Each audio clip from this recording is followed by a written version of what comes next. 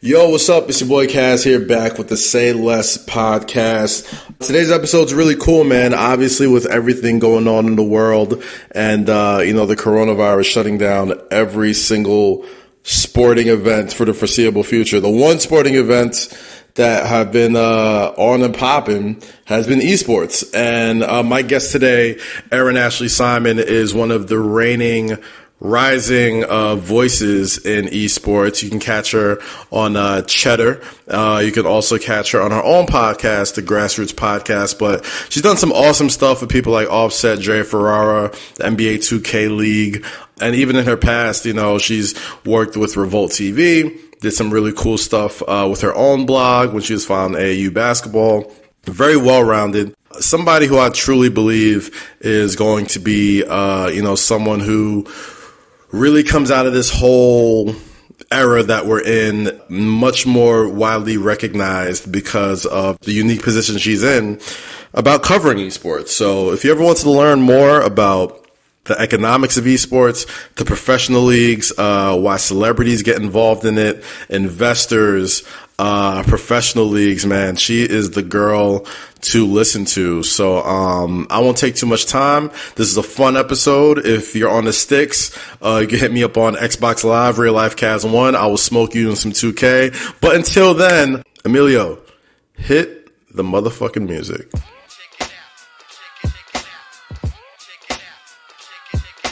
All right, now joining me today on the Say Less podcast is somebody I've admired from afar for a long time, and seeing her rise as, in my opinion, one of the reigning queens of esports and media. Erin Ashley Simon is joining us on the show. How you doing, Erin? I'm doing fairly well, been cooped up, have barely been outside, but so far I'm doing all right. Yeah, man, it's fun, weird times, man. I don't want to say fun, but it's definitely different times right now. But I mean, for yourself, I kind of feel like it's almost like business as usual. Am I wrong? Yeah, I mean, it's been an interesting transition. I mean, I know we're definitely going to get into it more later on, but everything with esports and gaming and even the media side of it has gone all digital and virtual.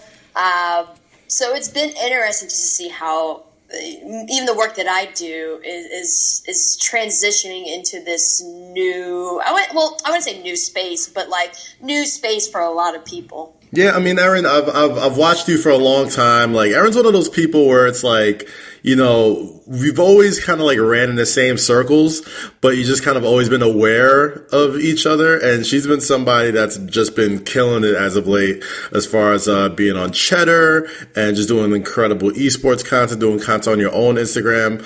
Just for people who may not be familiar, like, I would love to just know how you even just got started in media in the first place. I feel like a lot of people that listen to this show are folks that kind of want to get into the business, especially now where we don't really know where opportunities are going to be headed at. So I would just love for you to kind of share how you got your start. Yeah, of course. So it still blows my mind even when I say this today. I've been in the media industry for 10 years. Ooh. And I'm going on 28. Funny enough, I started around the same time as the blog era. So I created my own website and blog called Box of Mess when I was 16 years old. I started covering AAU basketball at that time. And, I was interviewing people like Kyrie, the likes of like Kyrie Irving, doing stuff with people like him, with Michael Kidd-Gilchrist, and all of these players that we currently see in the league or we grew up watching in current times. And because, of course because I was a young lady, I can say that there's, I'm sure some of the young gentlemen were attracted to me in some capacity, so it did help in that way. But right. They did give me information pertaining to what colleges that they were looking at, and they gave me a lot of information earlier than some of the other sports websites. So it got to the point where I was getting over 1 million views, and people from ESPN, CBS Sports, and Fox Sports were looking at my blog for content within that space. And so that was like my beginnings. From there, I eventually, I got a lot of mentors in this space. One of my mentors for a very long time is Mike Hill, who's done work for ESPN, Fox Sports. In college, Jamel Hill mentored me a little bit. I also have one of the co-founders of Dime Magazine, Josh Godhelf, has been mentoring me since I was like 17 years old. And during that journey, they guided me to basically help me with understanding, how to do business, how to do journalism, how to build on certain skill sets. From there, when I was at the University of Kentucky and I was a soccer player over there, during the off season, I would cover, of course, our basketball team and did work for our team. And I was doing work during our championship year over there. So that was a tremendous thing. And I gained a lot of relationships within sports from there, as well as previous work. And eventually, towards the end of college, I did work for Dow Jones and the Wall Street Journal. Eventually did freelance work for the Wall Street Journal. And my mentors during that time suggested that I move into another area of media, considering that print and digital was getting hit pretty hard. It was like towards the beginning of that. From there, I worked for Revolt TV, where I was part of the social digital team, and then eventually was producing for the actual TV network. And moved on eventually to another company where I was part of the content development and content strategy team, and developed this series called Inner Circle. By the second episode, we were getting well over like 2 million views. I think Angela Rye was our second episode, which was super awesome to do and to see. And then, lo and behold, 2018, got laid off, had hip surgery, wanted to make a career change, and that's how I eventually got into covering esports and gaming. Covered the NBA 2K League, started hosting their Twitch show, and then from there I ended up at Cheddar eSports. And then from Cheddar eSports, I've been just building so many different relationships across the esports and gaming industry. Everyone from higher ups at Riot Games to pro players to top streamers, and have been basically building a lane for myself within the intersection of culture, esports, and gaming. I felt like there was a void there. I also felt like there was a void in terms of telling the appropriate stories or narratives or perspective of those who are LGBTQ+, Black, Latin. Because sometimes when people look at the gaming world or esports world, they just assume it's just a bunch of white men or Asians. But it's so much more than that. So I really try to highlight that in the work that I do. So I hope that was like a good condensed 10-year summary, because there's definitely a lot that I've done thinking about it now, but I was like, all right, let me try and answer this as quickly as possible. Oh, no, you hit the nail right on the head, man. And just following your career, I've always just looked at you as somebody who was a hustler and just always found ways to make your voice stand out in like a super crowded media landscape. And especially for yourself, man, like you check off so many boxes where like you're a woman of color. First off, you're a woman of color. You represent for LGBTQ and all these things, like especially when it comes to esports. It seems like when it comes to that audience, it may not, you might feel like it might not be as welcoming, but with you and your success, it had to be a little bit different. So what have been your experiences being somebody who is just so unique in the public eye when it comes to covering esports? Well, I think that it's been really interesting.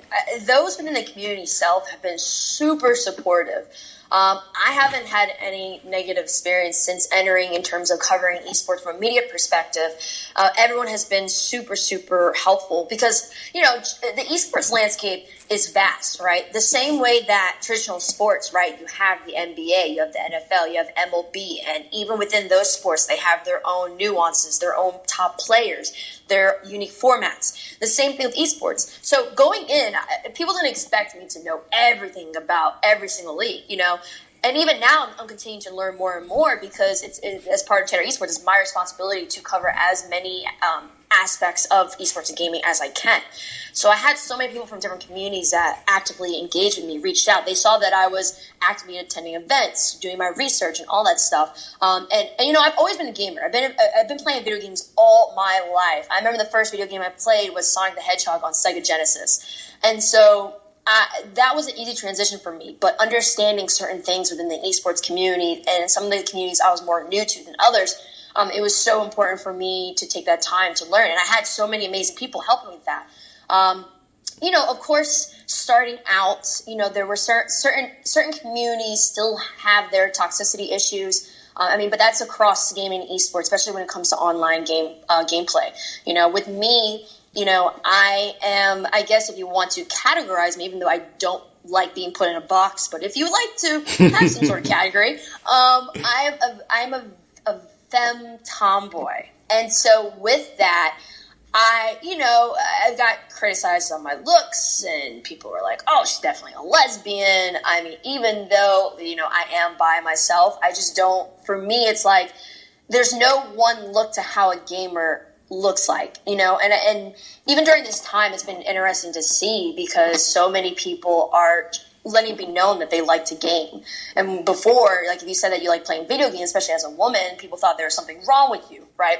And so I've had a great experience in terms of that. And even when I revealed that personal information in terms of my orientation, I felt like it was so important for me to do that. Because like you said, I check off all these boxes. I have so many people that interact with me from higher ups in content. And I felt like it's important, especially to have representation. And so for me, that's why I revealed that information recently. I'm a very private person, but, one of my family members recently came out and was struggling with that. And I felt like it was important for me to be a good role model for Latin kids, Black kids, LGBTQ plus kids, and just everyone in this space. So I recently put out that post letting people know, because I thought it was such an important time to do that right now. And with the position that I'm in, with the influence and just the relationships I have, it's so important. So it's been great in certain aspects, but then of course I've been heavily criticized. I still have people coming into our show who are calling me the N-word. People calling me out, saying, "Oh my gosh, why is this gay person on here?" Wow. I still deal with that craziness, right? But you know what? This is something that I always thought to myself, and I look up to this athlete, Serena Williams. Serena Williams is one of the greatest athletes of all time, and I'm not even saying women athletes, period. She's one of the greatest of all time. Facts. And even she still gets slack. And she still gets issues with the tennis community and people. And listen, it's borderline racism what some of those people are doing. And so if she's able to still overcome it, to make the path easier for some of the Black players that we've already seen come into this space, I myself have no problem, dealing with some of those things, because I know that it's going to help to make the process easier for everyone else that's coming after me. Someone has to do it. So that's why I have no problem dealing with those things. And I still do therapy. I still handle it in the way that I need to handle it. But it's so crucial to have these appropriate representations and narratives and storylines, especially considering so many people are looking at the esports gaming space right now, or trying to get involved with it right now, because it's the only thing that's really still actively alive in a big capacity.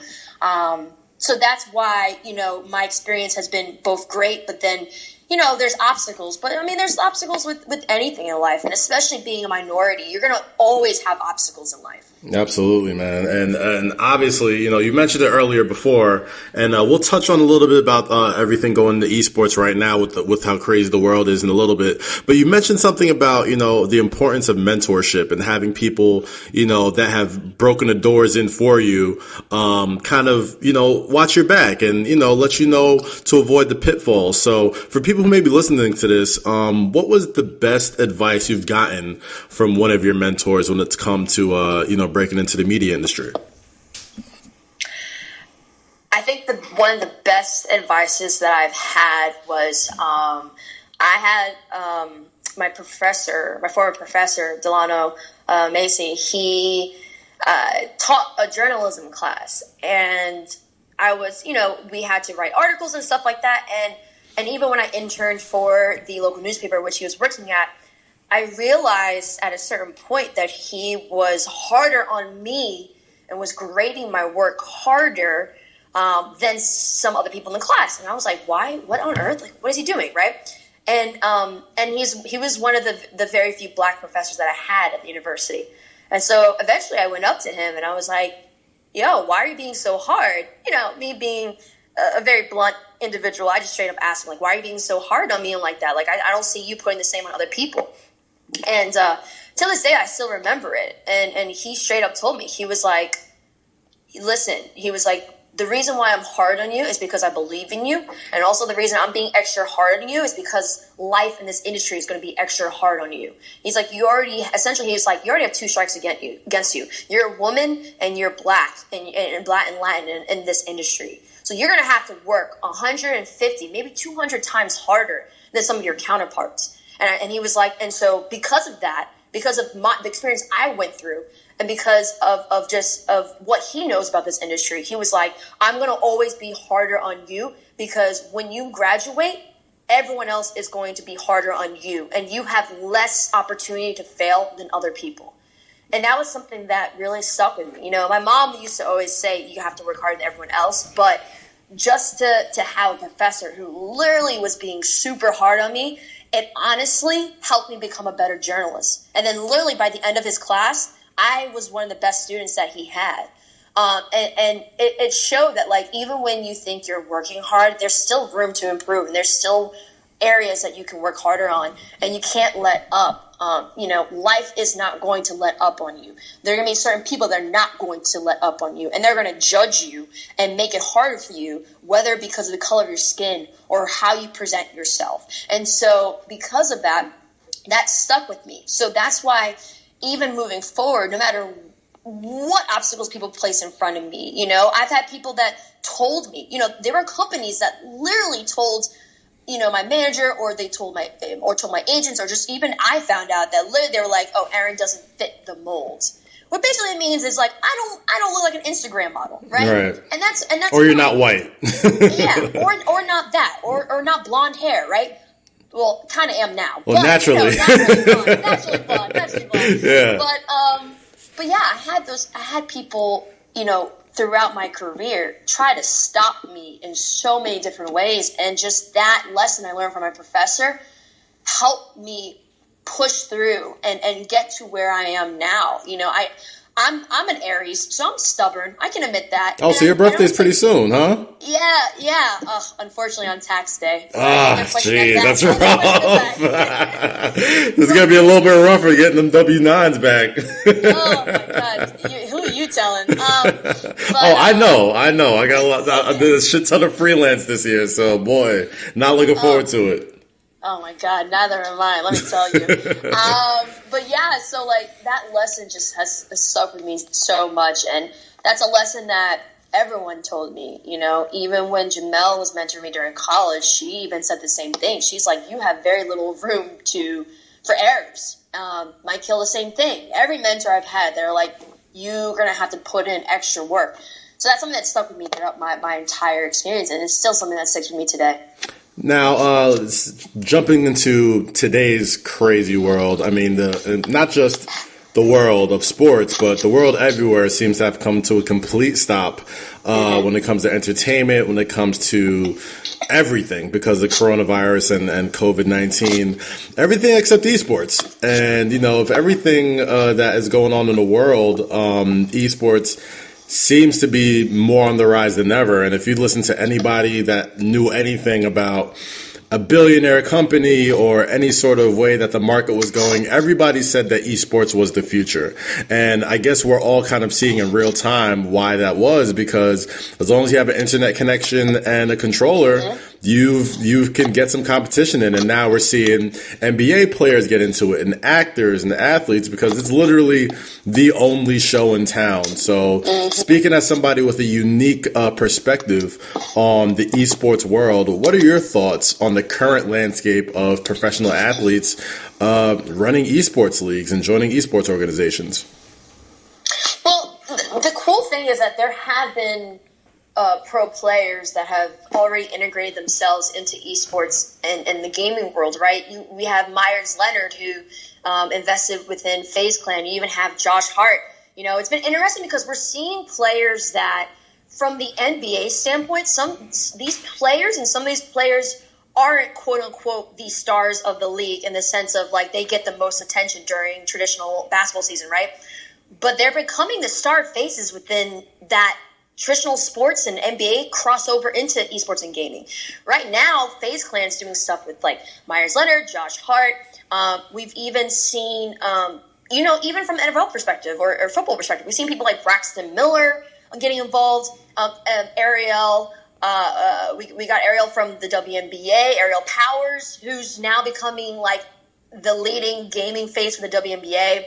There's so many different people that from traditional sports that did not receive that extensive star exposure are now becoming the stars of that crossover, which is so cool to see. And I think that like athletes traditionally are gamers, even though I wasn't pro, the reason why I got into gaming so much is because I was either playing soccer at a high competitive level. And that was something that like you're either training or you're staying home playing video games because everyone else was going to Cancun and all this other stuff. You couldn't do that, right? Or you just couldn't do that from a financial standpoint. And so right now we're seeing so many athletes that are doing that. And then also with traditional sports leagues, we're starting to see them implement esports and gaming content. Now, the most important thing, though, is that everyone who's getting involved, it's so important that they understand that if you're going to be doing these streams and all this stuff, of course, for your own brand, that's cool. But if you're trying to do something a little more extensive or work with other companies and individuals, make sure you actually get people from the esports and gaming community involved because it's so important. Like, think about it. All these people in these communities that have built esports up to what it is or have built up the gaming industry to what it is now, at some point they were chastised. At some point they were called nerds. And they literally were building these communities and building these platforms, even in the earlier stages without any support. Because despite what people know right now who aren't associated with this community, esports has actually been going on for well over 2 decades. Even in the 90s, right? And so people have been spending a long time building up these industries. And so it's so important that if anyone is trying to get involved, that they definitely implement and integrate those who are in the community to make sure it's done properly. And so that's something that we're starting to see. We are seeing people who are doing that. We are seeing people that are traditional athletes that are streaming. And then we're also seeing some companies, we just saw NASCAR put on a iRacing with actual pro racers. And even though they got to improve in that, it's still something that has done tremendous. I actually interviewed the managing director for gaming, the manager of gaming for NASCAR, and just talking to him about it and just seeing how everyone's just figuring it out on the fly. So you're going to be seeing a lot of that. You're literally going to be seeing people from the traditional sports side just figure it out on the fly, but you're going to see a lot of people on the esports and gaming side who they're like, oh, we can easily adjust. This is not hard to do. And so esports competitions are now going all online. And if they got canceled, then orgs are still finding ways to still have content to have their fans be appeased and just have people in the gaming esports world just consistently stick together and still have content to consume. Now, you mentioned earlier in the conversation about making sure you get the right people involved when it comes to these pro leagues, especially when it comes to esports. And like with any culture, there's always the opportunity for like posers to come in and like people who aren't necessarily like know what they're talking about. Like, people that are just kind of faking the funk because this is the hottest thing in town. And in most cases, the only show in town. What's the experience like for people who try to get into the game and aren't necessarily well equipped or prepared for, the actual culture of esports? Like, are they like chastised? Like, how with hip hop, if you come in and you don't have those, you really don't have the credibility, you're almost found out immediately and almost ostracized. Is it the same way in esports, or are they a little bit more welcoming? I would say people in esports and gaming are welcoming. It's just a matter of you being transparent. You coming in, and this is the thing, the industry as a whole is still growing and still needs diverse perspectives. We're starting to see how people from the traditional business side are starting to come over into esports right now. We see people like Johanna Faries, who's the commissioner for the Call of Duty League. She was doing a lot of work for the NFL prior. And you see these people crossing over, but it's so important that even if you come to a community that you let it be known like what you know and what you don't know. And if you're very upfront with that, the community is so embracive. Like I said, honestly, my experience within gaming and esports has been way better than when I worked in music. I had it was crazy because like even when we had conversations about hip hop and music and just even the behind the scenes stuff, you know, when my friends and I on a Grassroots podcast, when we talk about it, you know, there've been people that are like, oh, you're a woman, you can't talk on hip hop, you know, not even knowing that like I've worked in the industry, right? But with esports and gaming, just having that transparency and saying, you know, I am a gamer, I do X, Y, and Z, but I don't know about this. They don't chastise you for that. The problem is when you come in and you assume you know everything and you try to run everything yourself without having actual experiences. That's when the problem happens. And that's when the community will call you out on it. I have to say, the esports and gaming community are very welcoming, but they will put you on blast if they need to. Like with any cultures, because I guess you got to be protective of what you built, man. I mean, exactly. I totally understand why some people would have to be called out on that type of shit, because if it was anything, whether it's hip hop, sports, wrestling, esports, anything, you know, if you've built up a culture, you got to be protective of it. You've worked in the NBA 2K League before, and it had his inaugural season, I think 2 seasons ago, going to his 3rd season now. And the NBA has been a huge part of making that esports league, you know, not just, you know, viable, but, you know, they're almost treated like pro athletes. They have endorsements. They have, you know, they have the ability to get into the pro facilities. So like if you play for Knicks Gaming, you know, you can get into the Garden. If you play for the Lakers gaming team, you could get into Staples Center and work out. So what have been your experiences with the NBA 2K League and the way that they've handled this current situation in the world? So with the NBA 2K League, it's interesting because it's been great to see the growth and the progress of it.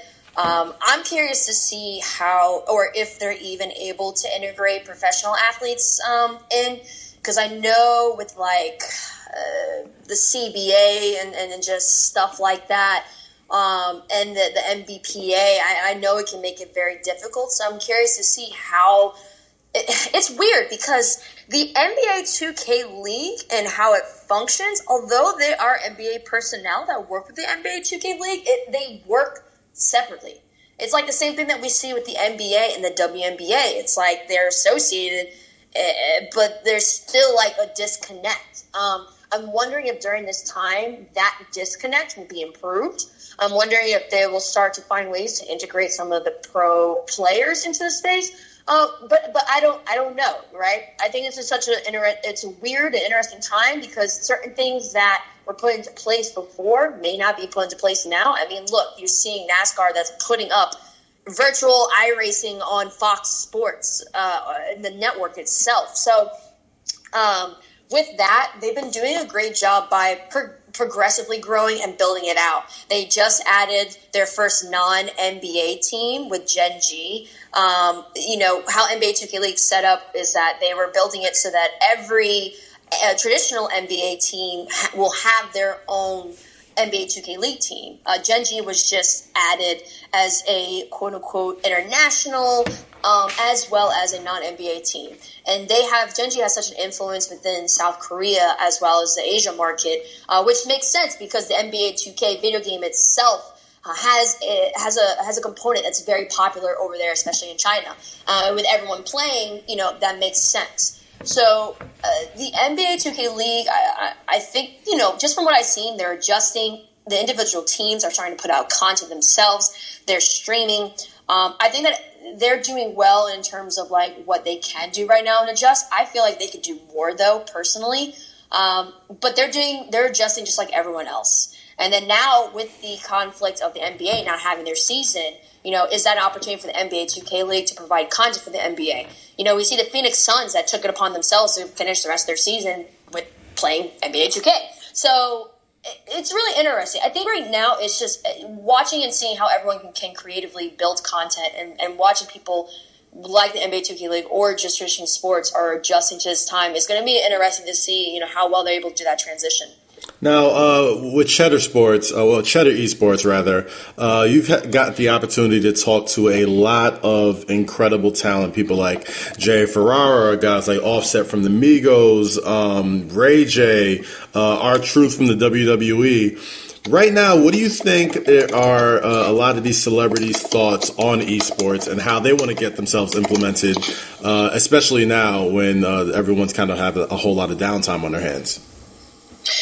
So so when it comes to the celebrities, it ranges, right? There are some that have been following esports for a long time and are super knowledgeable about esports, and there's some who aren't quite, but have been gamers all their lives and want to get involved. And then there's some people who are just silent investors. Even Jennifer Lopez is a is an investor, but I don't know how much she's a gamer, but at least she's investing in this space. Then you see people like Offset, like you mentioned.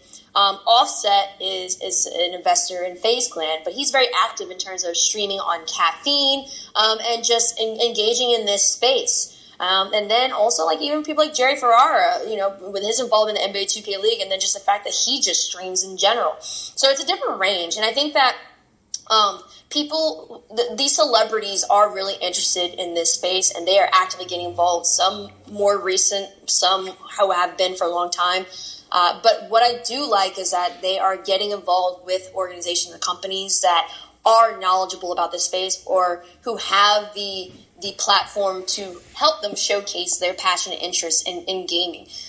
So I think that's really cool to see. And, I think it's really cool too because these celebrities are helping to change the perspective of gaming and to help change the perspective of esports in the sense of helping it become even more mainstream and getting the exposure and getting the attention of traditional media and some of these bigger platforms that weren't paying attention before. So we're starting to see that, and we're starting to see just the various different ways that celebrities are getting involved or building their content themselves. But the most important thing is I just like how they are connecting with people who know about this industry, or they're just streaming themselves playing video games, which is fine, and I think that's cool too. Right now, I'd like you to look into your crystal ball or put on your magic hat or whatever. Say, this coronavirus runs its course and the world starts to kind of like get back to some sort of normalcy in the next few months. Where do you think the world of esports kind of goes from there? Do you think it's going to be an even bigger boom? Are people going to relax on it with just having the cabin fever of wanting to go back outside and be around people? Like, what do you think is going to happen with esports once this kind of virus runs its course? So if the virus runs its course and more on the positive spectrum of things, if it ends sooner than later, a lot of the esports organizations and events are going to be planned again. I mean, some of them have already been rescheduled, some of them have been canceled, suspended, but I think that this industry is one of those industries that is still very social and still going. I think that, especially when it comes to self-quarantine, this community is one of the communities that has easily adjusted to the fact that we're not socializing online. I mean, that's been happening with people socializing via Twitch, utilizing the platform Discord, and or YouTube or Mixer or just anything like that. I think that once, hopefully the vaccine comes out soon or just the transmission rate goes down and just everything, on the positive side, I think that later on the events are going to start coming up. Of course, everyone's going to still be cautious. And of course that, they're going to make sure that these events happen when it's the appropriate time. But I think esports is going to go back to doing these events. I don't know how often because we're getting hit in such a big economic way. But I think that slowly it's going to progress where we're going to see these events happening. And even if they don't happen on a big level, you're going to see it on a smaller level. Because, like I said, esports is one of those industries that's still moving. It's still thriving. And quite frankly, it's the only sport that's still going. And yes, I said sport. It is a sport in my eyes because of how competitive it is and how much training and precision it takes to be the best in it. So yeah, I think that's where we'll see things go with this industry. All right, Erin, I played in the NBA 2K Showcase League. I helped win it. I could tell myself I was the MVP of that game with Brian Scalabrine and Adam the First and all those guys. So I want to become a professional esports gamer. How do I do it? Whew, all right. So it's funny that you say that because there's no set path to pro yet. Esports is starting to develop that. So what we're starting to see is, like, for example, right, there are the professional esports organizations, and these esports organizations they have teams within certain competitions. They can have it in League of Legends, they can have it in a game called Overwatch or Call of Duty, or they can have it within just other titles, right? Traditional sports, esports is a little bit different because the leagues typically run that. But when it comes to the other games, for the other publishers, like, you know, Riot Games and etc., you have these top teams like 100 Thieves, FaZe Clan, G2, T1. You know, there's these big organizations that have their specific teams for each competitive scene. It's kind of like I don't know, like, it's kind of like if the NBA was an esports. Well, I don't know if that will work. Well, I guess that's the closest I can do. It's kind of like, no. Okay. You know how, like, MSG owns all these different subsidiaries under it? Yes. They just sold the forum to, what's the guy's name that owns the Clippers? You know the guy, the crazy dude who used to own Microsoft. Yep. Yeah, they just sold that off. Okay. Yeah, so if MSG, right? So they have all these subsidiaries under them that do different things, whether it's media, business, etc. That's kind of similar to how esports orgs are. You have the main company, and then you have, quote unquote, these subsidiaries, which are just the teams under. They sign streamers and just etc. And so with that, you know, these organizations are I'm trying to figure out how to translate it in the way that, like, non-esports people can understand. Right. Basically, like, if MSG or even, like, let's just say the NBA, right? The NBA has different teams in different markets, but they compete in basketball. Just imagine if the NBA had different teams that not only competed in basketball, but also competed in, like, Major League Baseball and NFL. That's kind of like how these esports organizations are set up and how they compete. And each league has different, like, standards and different areas. Like Call of Duty, you know, has a lot of teams that are predominantly within the US, but then you got, you know, League of Legends, you know, the LCS and the LEC, which is how that's split up. And one of the divisions is within Europe and overseas, and another one's here in the US and more predominantly over on this side. And so the esports organizations the esports competitive scenes are split up and have different, you know, nuances, rules, and regulations. But one thing we are seeing is the implementation of home and away and city-based franchise systems with esports leagues. We're seeing that with the Overwatch League. We're seeing it with Call of Duty, but that's, like, for predominantly, like, the competitive scene more so here. But it's unique, right? Like, I could literally go on and on and on. Like, just esports and how it's structured is so different. Like, how the FGC, which is the fighting game community, so that's like the competitive scene for Tekken and Street Fighter, that is set up differently than, you know, playing a game called Dota 2 or playing League of Legends or even playing Overwatch. That's the cool thing about esports, but then also that's just kind of like it makes it harder for people who aren't in the scene, like, understanding exactly what's going on. But there are similarities in terms of structuring that we see in this space that, like, are similar to traditional sports. And more of that's going to probably be implemented as it grows in certain leagues, and then certain leagues it's not. So I feel like I've gone away from the course. No. This is all extremely informative because, you know, just as somebody who's been a fan of esports and really into video games, especially like the 2K League and NBA 2K, I mean, like, the business side of all this is extremely fascinating. And you always kind of felt like you were hearing rumblings of it. And you said, you know, obviously it's nothing new. You know, esports has been around for almost 20 years now, but now where it's just kind of like, this is the only game in town, you know, the economics of it, especially where we really don't know where the economics of live sports is going to be in the next couple of months, is extremely fascinating. So, I mean, like, I definitely want to know, you know, before we wrap this up, just personally, man, like your career has taken so many turns and twists as far as being a content creator and interviewer and just being in media.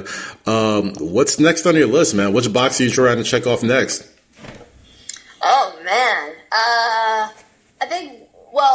I think the biggest box I got checked off recently that is helping me with getting the additional ones is obviously being signed to CAA. Big props to my agents and the team over there. They've been helping me a lot with securing some really great opportunities. But now I think that I want to be able to host a show on traditional TV, especially when it comes to esports and gaming. I think that's something that would be a next step for me. And when I say that, of course, Cheddar Esports, we are on cable TV, but I want to be able to host on ESPN or Fox Sports, like one of those main networks. And so that's a goal for me. I think another goal for me too is I want to start to build programs that help give back to the communities, especially low-income areas and the youth within New York City. I've been, my business partner and I, Brandon Hall, we helped to put on a gaming event along with our partners, Minorities in Sports 368. And we put it on a gaming event with Nate Robinson, and we had a few other, Aerial Powers. We had Ron Killings, a.k.a. R-Truth, that came through, ASAP 12 and a few others. But the biggest, and that was more to just bring the communities of music and sports and gaming together. But more importantly, it was meant for us to bring everyone that we know in the community and even in esports to talk about, the fact that we want to put on develop these programs to create opportunities for the youth within the New York City area. And so that's something that I want to do once everything starts to settle down a lot more, is utilize relationships, utilize gaming, utilize just the STEM aspect of it or game devs aspect to help create opportunities and help people learn and build important skill sets that they can potentially take anywhere else or they may want to take into gaming. I think another thing too is just me putting out content and just growing my brand and utilizing my brand to give back. That goes full circle back to why I opened up more about me personally, and having that representation is for the purpose of helping others. That's always been my thing. I always am constantly trying to find ways to help people, whether it's helping college kids and what they should, what things they should do in terms of their resume to come in this space, or content creators and giving out some suggestions and ideas via social media. I'm always trying to figure out how to give back and help, and that's also why I moved away from being a producer and being behind the scenes and being in front of camera, because I realized that, being able to have that focus and having that attention, because I'm in front of the camera, is allowing me to optimize the good causes that I want to be involved with or help grow in some capacity. So those are just some of the milestones that I want to have next. And, and even though some of them I'm probably not going to be able to achieve right now just with self-quarantine, I'm still going to utilize everything that I have right now and my resources to help to educate people within this, to help educate people when it comes to this space, as well as helping people just in general, wherever I can. Well, Erin, it was awesome talking to you, man. You could catch her on Cheddar Esports. You can catch her on the Grassroots podcast. Erin Ashley Simon, an incredible human being, an incredible talent. I hope you guys learned as much of the esports and the business behind it as I have. Erin, thank you so much for coming to Say Less, and stay blessed. Thank you so much for having me on. Let's continue to uplift one another and continue to keep going. Please, absolutely. And I'm serious about getting me in the 2K League, man. I'm trying to go pro. I'm trying to get this money. I got you. I'll be your number one supporter. I appreciate you, man. Take it easy and be safe, okay? Wash your hands. Oh, you too. Will do. Bye-bye. Bye. And that's a wrap on the show. You can follow me on Instagram and Twitter at Kazim. That's Kazeem. And you can follow the page on Twitter, Say Less with Kaz. That's SAYLESSWITHKAZ. Thank you so much. Make sure you subscribe on iTunes, Spotify, Stitcher, Podbean, SoundCloud, all those places. Appreciate y'all listening. Leave a nice review, maybe a comment if it's nice enough. And I'll catch you next week or next day or however long we're doing this shit. But say less.